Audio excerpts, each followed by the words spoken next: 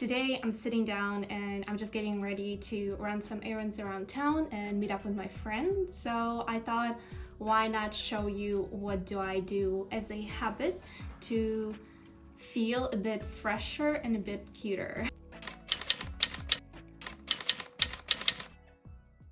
Hello guys, and welcome back to my channel. My name is Kate. I'm a professional makeup artist, and today I wanted to do a deep dive into my everyday makeup routine. So first things first, once I get out of shower and I do my skincare routine, I have like a 3-step morning routine. I don't like to overcomplicate it in the morning. I use a makeup base, and the thing that I've used for years and years is the Bobbi Brown vitamin enriched face base, this baby boy right here. It's so moisturizing, it's giving you such a nice glow. I just can't stop using it. So I usually just gently massage it into my skin, and I swear every time I do it, oh god, this boy just smells amazing. Like, I just can't get over it. What I do after I finish with the base is I go with the Glow Recipe Niacinamide Dew Drops. So, I mean, basically niacinamide speaks for itself. It also gives you that extra glow that you need, and I also like using niacinamide once I started using some retinol at night. Those two actually work really nice together. I'm also using a basic generic lip balm, so by the time my entire face is done and I get to the lips, you know, these are actually moisturized. It's winter in Warsaw now, so they need some extra help. And that is in for like the makeup-y skin prep. I mean, obviously you need to use an SPF before that, like a hydrating serum or something to go. And after I'm done with that, I sip some coffee. So once my base products are layered on and they're synced into the skin, which gives you the nice glow, I usually go with my loved product for every day, which is Chanel Les Beiges. Mine is in the shade medium. It's a very lightweight and light coverage everyday foundation tint. Once you blend it out, you actually can't even see it on your face.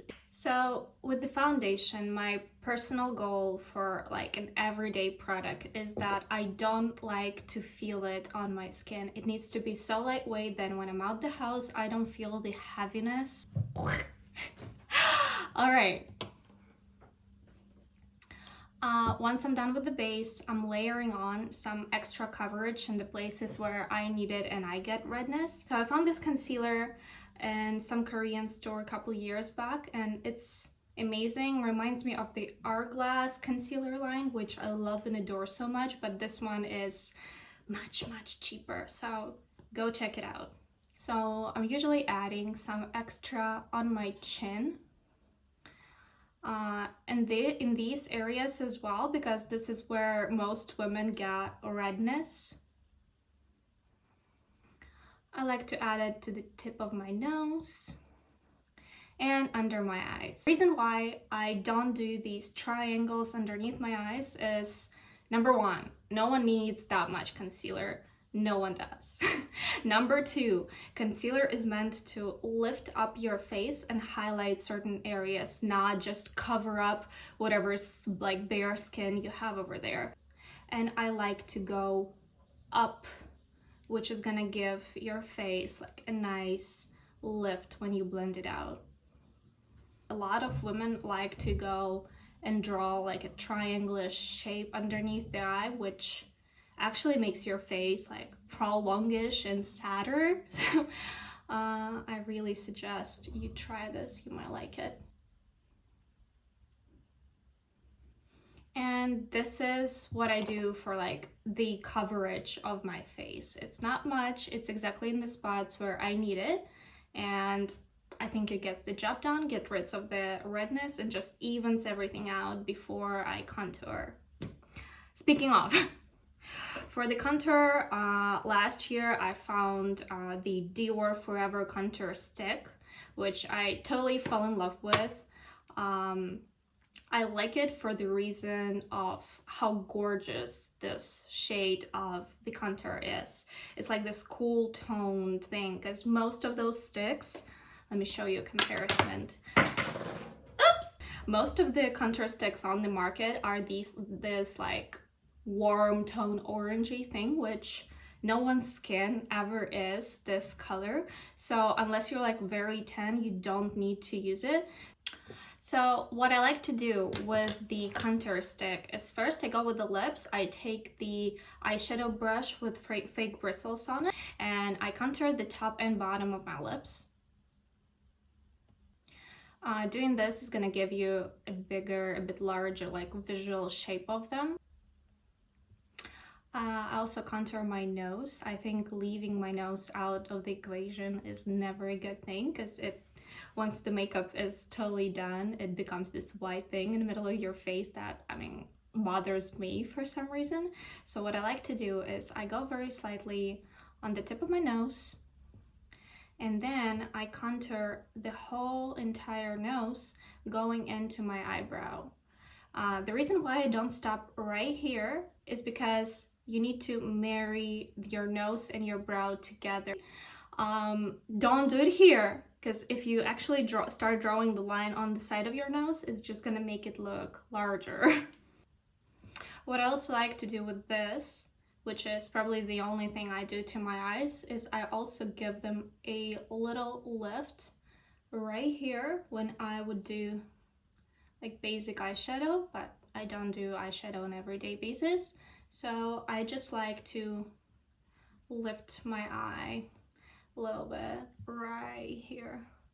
Like I go from the outer center of an eye and go up a bit, then I blend it out.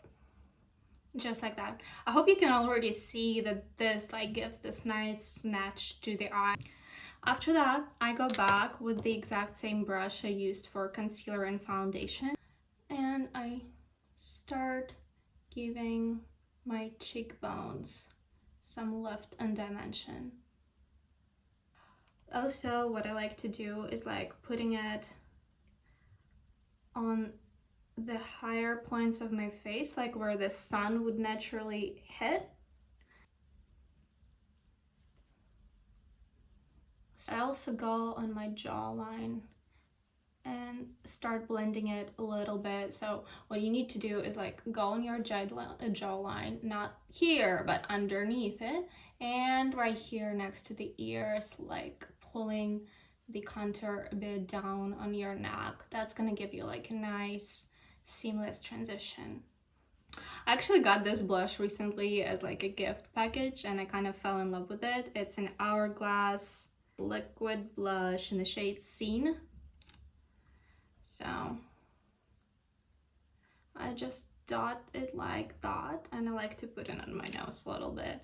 For the blush, I usually just blend it out with my fingers. And if you can see, I'm also doing it like higher up, and I'm lifting my cheek instead of putting it in the center of my face.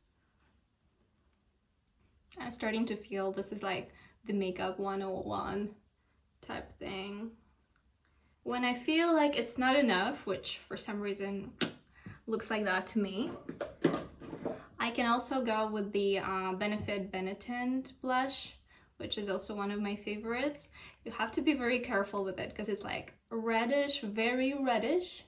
And I just repeat the same thing. All right, that's the base. We're set with that. Now let's get into the brows. I take any brow pencil I have. The one I'm using right now is the Inglot in the shade 0.3. I like this specific one because of the very fine tip it has. To the mirror for this one, I brush all my hairs up a little bit just to see in which like direction I want them to go in. So I like to just fill in little gaps, leaving the natural shape. And then I do a little point at the very end of it. I've used millions of different gels from different price perspective, and none of them seem to actually have my brows stuck in the place where I put them. You dip in just a tiny bit, please don't make a mistake. And I ever so slightly touching, because you don't want the soap to be sticking to your face, and you don't want to have too much of it because it's gonna give you a weird white cast.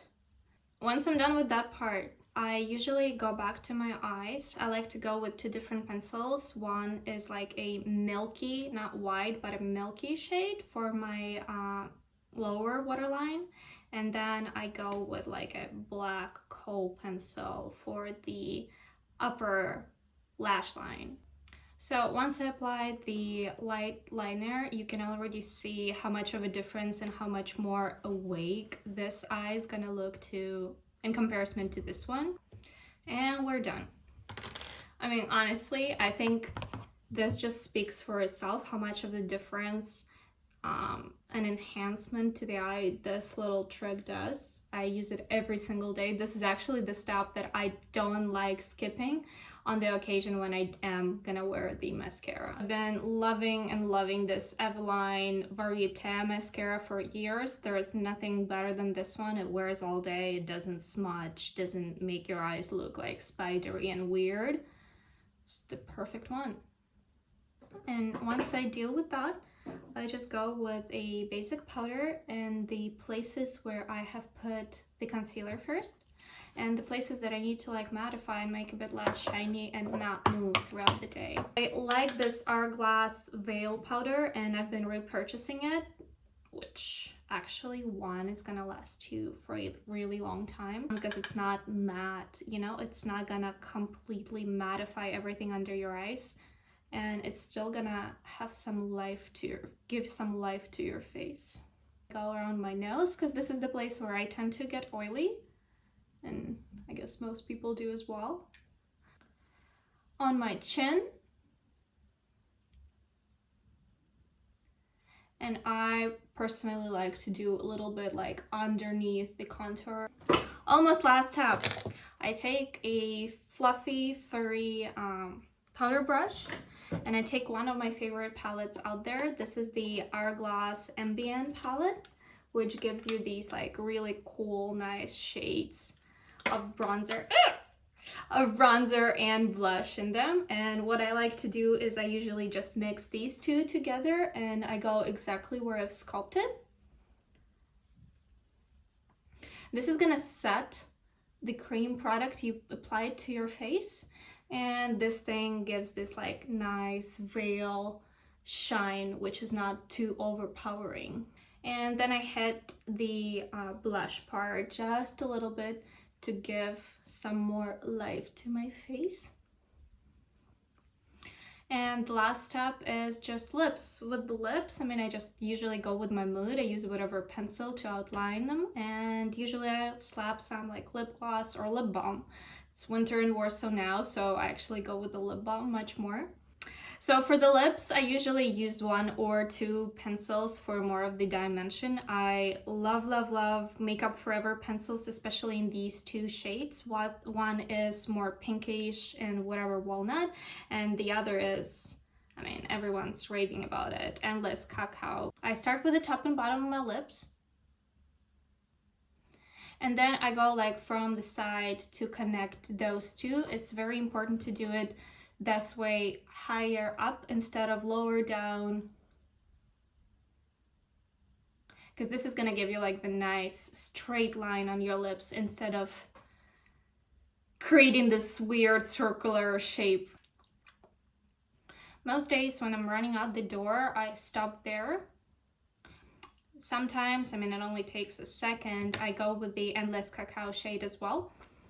And I like to add it to the to the top and bottom of my lip just a little bit. I personally never liked the way of the look of the matte lips themselves, so I'm gonna be using the Ole Henriksen creme brulee lip, what is it?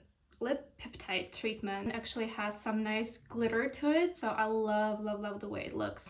So this is usually what I look like on everyday basis if I want to get out from the house super quickly. This is something quick and easy that I do, and it only takes me like 10 to maybe 12 minutes to get it done. After this point, I can just put down my hair, get dressed, and be out. I wanted this to be helpful. I wanted to share some tips and tricks that I do and some techniques that personally help me look freshened up, and I love you guys, and I will see you in the next one. Bye. Lips, and then